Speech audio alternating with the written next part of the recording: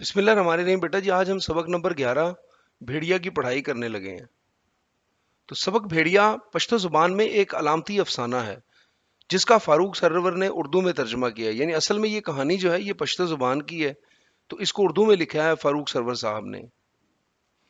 میں جب ارد گرد دیکھتا ہوں، ارد گرد یعنی آس پاس، تو حیران رہ جاتا ہوں۔ میرے چاروں طرف بے شمار درخت ہیں، بے شمار یعنی ان گنت، جنہیں گنا نہ جا سکے۔ ہر درخت میں کسی نہ کسی شخص نے پناہ لے رکھی ہے، پناہ یعنی امان لے رکھی ہے، اور اس کا بھیڑیا کھڑا گرا رہا ہے۔ گرانا یعنی غصے سے آواز نکالنا۔ اصل میں مصنف یہ کہنا چاہتے ہیں کہ ہم جو انسان ہیں نا، وہ دنیا کے کسی بھی خطے میں رہتے ہوں، تو ہم سب کا ایک ڈر ہے، ایک ایسا ڈر ہے جو ہمارا خود ساختہ ہے، جو ہم نے خود بنایا ہوا ہے۔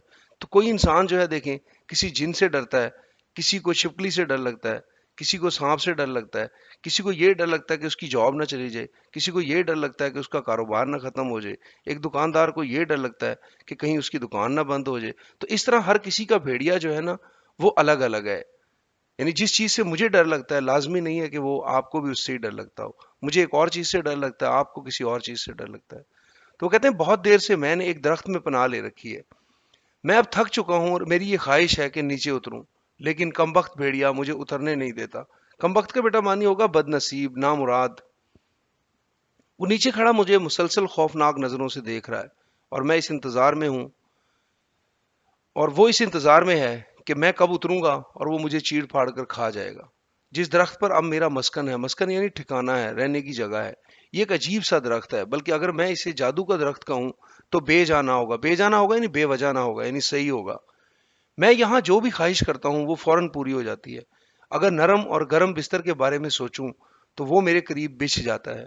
اکتا جاؤں تو میرے سامنے ایک شاندار ٹی وی سیٹ آ جاتا ہے جس کے اسٹیریو سپیکرز ہوتے ہیں۔ اسٹیریو سپیکر ہوتے ہیں بیٹا ڈیوائس کے اپنے سپیکر جو ہوتے ہیں نا، جیسے آپ کا موبائل فون ہے تو اس کے جو اپنے سپیکر ہیں، یا لیپ ٹاپ کے جو اپنے سپیکر ہوتے ہیں ان کو کہتے ہیں، اور جو دنیا کا ہر اسٹیشن پکڑ سکتا ہے، یعنی ہر چینل اس پہ دنیا کا چل سکتا ہے۔ اگر کسی بھی کھانے کے لیے میرا جی چاہے تو وہ فوراً حاضر ہو جاتا ہے، جی چاہے یعنی دل کرے۔ یہاں سب کچھ ہے، ہر طرح کی آسائشیں ہیں، آسائشیں یعنی سہولیات ہے، آسانیاں ہیں، لیکن یہاں جس چیز کی کمی ہے اور جس چیز کے لیے میں تڑپ رہا ہوں وہ ہے آزادی۔ تو بیٹا یہ حقیقی بات ہے کہ اگر فرض کرو آپ کو ایک کمرے میں بند کر دیا جائے اور جو بھی آپ چاہیں تو وہ آپ کو دیا جائے، بس یہ کہا جائے کہ آپ اس کمرے سے باہر نہیں جا سکتے، تو دیکھیں آپ کتنے دن تک جی لیں گے؟ تو پھر ان قریب ایسا ہوگا کہ آپ کہیں گے کہ میں مشکلیں برداشت کر لوں گا، لیکن میں اس کمرے میں نہیں رہ سکتا۔ یعنی گھٹن اور قید جو ہے نا، یہ خود ایک عذاب ہے۔ لیکن یہ آزادی مجھ سے قربانی کا تقاضا کرتی ہے، قربانی یعنی ایثار، تقاضا کرتی ہے، طلب کرتی ہے۔ مطلب دیکھیں بیٹا، جب آزادی جیسی بڑی چیز چاہنی ہے نا، تو پھر آپ کو اس کے لیے کچھ چیزوں کو قربان کرنا پڑے گا، اور یہ قربانی یہ کہ مجھے نیچے اترنا پڑے گا اور بھیڑیے کو ہلاک کرنا ہوگا۔ ہلاک کرنا یعنی اس کو مارنا ہوگا، لیکن مجھ میں اتنی جرت نہیں ہے، جرت یعنی ہمت نہیں ہے۔ میں بھیڑیے سے خوف زدہ ہوں اور وہ مجھ سے زیادہ طاقتور ہے۔ کبھی کبھی جب میں اس وقت کو یاد کرتا ہوں جب بھیڑیا میرا پیچھا کر رہا تھا تو میرا پسینہ چھوٹ جاتا ہے، یعنی مجھے ڈر لگنے لگتا ہے، ایک سنسنی سی جسم میں پھیل جاتی ہے، دل ڈوبنے لگتا ہے۔ سنسنی کہتے ہیں بیٹا کپ کپاہٹ کو، دل ڈوبنا یعنی اداس ہونے لگتا ہے۔ تب میں خدا کا شکر ادا کرتا ہوں کہ اگر یہ درخت میرے سامنے نہ آتا اور مجھے پناہ نہ دیتا تو بھیڑیا کب کا مجھے ہلاک کر چکا تھا، ہلاک کر چکا تھا یعنی مار چکا تھا۔ مایوسی کے اس گھپ اندھیرے میں، گھپ اندھیرا بیٹا کہتے ہیں گہرے اندھیرے کو، کبھی کبھار اس بات پر بھی خوش ہو جاتا ہوں کہ درخت کافی اونچا ہے، میں یہاں ہر طرح سے محفوظ ہوں اور بھیڑیا میرا کچھ نہیں بگاڑ سکتا۔ مطلب یہ کہ ہمیں وقتی طور پہ جو ایک آسرا ملا ہوتا ہے نا، اس آسرے سے ہم بھاگنا نہیں چاہتے، ہمیں لگتا ہے کہ شاید یہی میری زندگی ہے، اس کے بغیر میں مر جاؤں گا۔ مگر یہ بیٹا صرف ہمارا وہم ہے، کیونکہ زندگی کسی ایک چیز پر ختم نہیں ہوتی ہے۔ دن کے وقت تو میری حالت ٹھیک رہتی ہے، کوئی نہ کوئی مصروفیت نکل آتی ہے، لیکن جوں ہی رات ہوتی ہے، جوں ہی یعنی جیسے ہی رات ہوتی ہے، ایک عجیب سی اذیت کا سامنا کرنا پڑتا ہے۔ اذیت کہتے ہیں بیٹا تکلیف کو۔ سو جاتا ہوں تو خوفناک خواب مجھے ڈراتے ہیں۔ خوفناک کا مطلب ہوتا ہے ڈراؤنے۔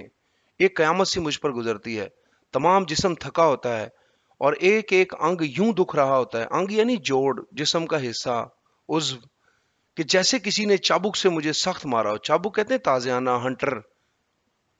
اکثر میں یہ سوچتا ہوں کہ میں کب تک اس عذاب میں مبتلا رہوں گا، کب تک انتظار کروں گا کہ بھیڑیا بھوک سے مر جائے، لیکن وہ بجائے مرنے کے پہلے سے زیادہ طاقتور ہو جاتا ہے۔ تو ایسے ہی ہوتا ہے بیٹا، جب ہم کسی چیز سے خوف کھانے لگتے ہیں نا، تو وہ خوف ہمارا مسلسل بڑھتا ہی رہتا ہے، بڑھتا ہی رہتا ہے۔ ایک صبح جب میری آنکھ کھلتی ہے تو اچانک درخت کے گھنے پتوں سے مجھے کسی اور کی موجودگی کا احساس ہوتا ہے، گھنے یعنی زیادہ پتوں میں، یعنی اس کو لگتا ہے کہ کوئی اور بھی آ گیا، پہلے تو وہ سوچتا ہے کہ بھیڑیا آیا ہے، مگر بعد میں وہ دیکھے گا تو وہ بھی ایک انسان ہی ہوگا۔ خوف سے ایک تیز سی چیخ میرے منہ سے نکلتی ہے اور مجھے یقین ہو جاتا ہے کہ بھیڑیا بالآخر بالآخر یعنی آخر کار اپنی کوشش میں کامیاب ہو ہی گیا۔ پھر میری حیرت کی انتہا نہیں رہتی جب مجھے پتا چلتا ہے کہ وہ میرے ہی جیسا ایک شخص ہے، پریشان اور گھبرایا ہوا۔ دیکھیں، ہر کسی کا یعنی اپنا ایک دکھ ہے دنیا میں۔ اس اجنبی نے درخت پر ایک اور بھیڑیے کے خوف سے پناہ لے رکھی ہے، یعنی اس کا الگ بھیڑیا ہے۔ اس کا بھیڑیا بھی نیچے کھڑا گرا رہا ہے، درخت پر پنجے گاڑ رہا ہے، لیکن تمام کوششوں کے باوجود اونچے درخت پر چڑھ نہیں پاتا۔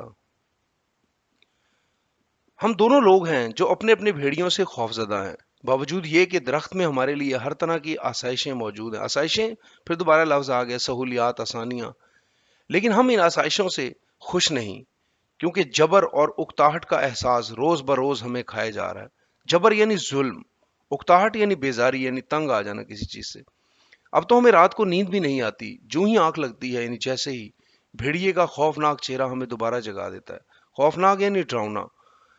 کمبخت اب ہمارے خوابوں میں بھی گھس گیا ہے اور ہمیں یہاں سکون سے رہنے نہیں دیتا، یعنی جس چیز سے، دیکھیں پھر بیٹا بار بار یہی بات آ رہی ہے کہ جس چیز سے ہمیں ڈر لگتا ہے نا، تو وہ چیز بڑھتی جاتی ہے، وہ خوف بڑھتا جاتا ہے، بڑھتا جاتا ہے اس وقت تک جب تک کہ ہم اس کا سامنا نہیں کرتے۔ جب سامنا کر لیتے ہیں تو وہ خوف ختم ہو جاتا ہے۔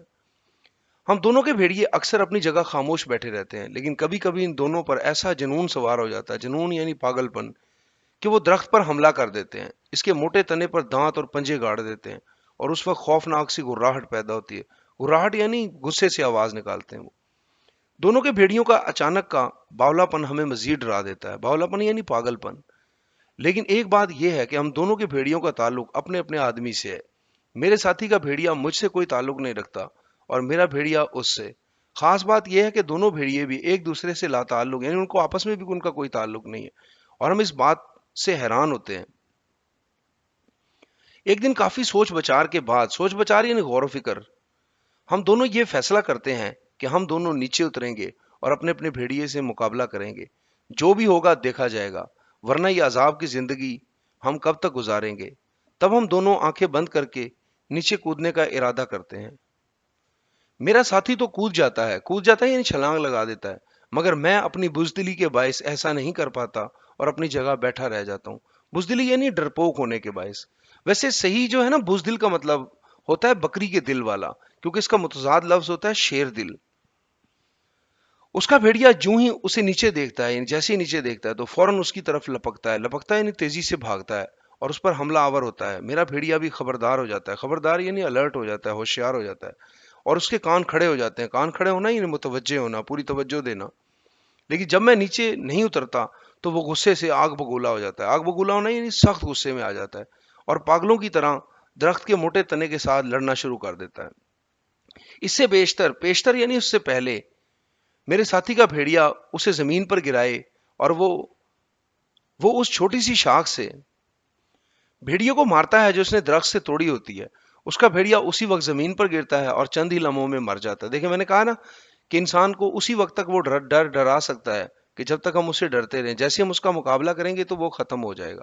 تو دیکھیں، جس سے وہ اتنا ڈر رہا تھا تو وہ ایک معمولی سی شاخ بھی برداشت نہیں کر سکا۔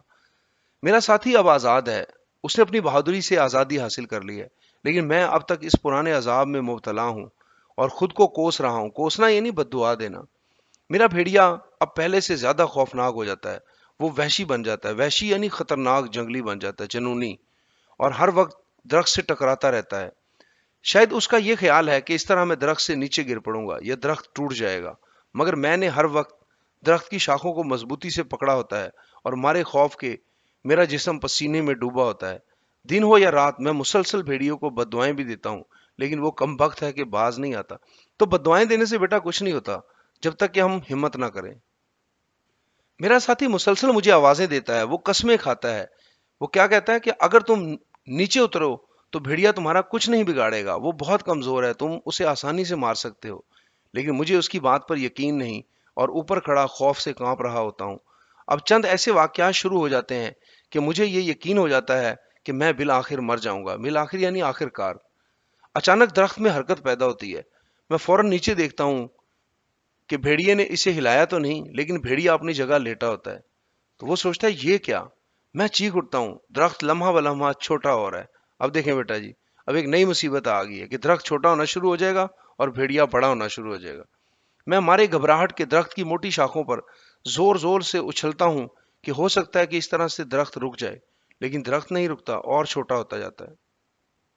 अब एक दूसरी चीज मुझे मजीद खौफजदा करती है। भेड़िया भी बड़ा हो रहा है और थोड़ी देर में एक बैल जितना बड़ा हो जाता है। ये बेटा आप अंडरलाइन कर लेना कि भेड़िया बड़ा होता होता कितना बड़ा हो गया था, एक बैल जितना। मैं चीखता हूँ, चिल्लाता हूँ, दरख्त के अंदर इधर उधर भागता हूँ, लेकिन बेसूद, बेसूद यानी बेफायदा। अब मैं खुद को जहनी तौर पर मौत के लिए तैयार कर लेता हूँ, यानी वो मेंटली तैयार हो जाता है कि अब बस मुझे मरना है। और इर्द गिर्द की तमाम चीजों को अलविदाई नजरों से देखता हूँ। अलविदाई नजर यानी आखिरी नजरों से, रुखसत करने की नजरों से। भेड़िया और मैं लम्हा ब लम्हा एक दूसरे के करीब आ रहे हैं। मेरा जहन अब बिल्कुल माऊफ है। माऊफ का मतलब सुन्न है, डेड हो चुका है। मेरी आंखें बंद हैं और मैं फांसी चढ़ने वाले उस मुजरिम की तरह मौत को खुशामदीद कह रहा हूं जिसकी गर्दन में रस्सी का फंदा डाला जा चुका है। और जो अब इस इंतजार में है कि जल्लाद कब लीवर खींचेगा। जल्लाद कहते हैं बेटा फांसी देने वाले को। तो वहां पे ना एक लीवर होता है, तो वो लीवर को खींचते हैं ना, तो वो तख्ते जिन पे वो खड़ा होता है बंदा, यानी लकड़ी के जो फट्टे से होते हैं, तो वो साइड पे हो जाते हैं। तो बंदा फिर लटक जाता है और उसकी मौत वाकई हो जाती है। तो वो कहता है मैं भी अब उसी तरह इंतजार कर रहा हूँ जैसे वो शख्स इंतजार कर रहा होता है जिसको फांसी दी जानी होती है। मैं इस वक्त अगर कोई आवाजें सुन रहा हूं तो वो सिर्फ मेरे साथी की हैं, जो नीचे से दे रहा है कि खुदारा नीचे उतरो। खुदारा यानी खुदा के लिए तुम भेड़िए से ज्यादा ताकतवर हो। भेड़िया यूं ही एक खौफ है, राई का एक पहाड़ है। राई जो है ना बेटा, आप समझ लें कि जर्रा यानी छोटी सी एक चीज जिसे तुम एक ही ठोकर से अपने रास्ते से हटा सकते हो। बिल आखिर मैं हिम्मत करता हूं और दरख्त से नीचे कूदता हूं। मेरा भेड़िया जूं ही अपने सामने मुझे पाता है तो मुझ पर हमला कर देता है। लेकिन पेशतर, पेशतर ये दोबारा लफ्ज आया, यानी इससे पहले के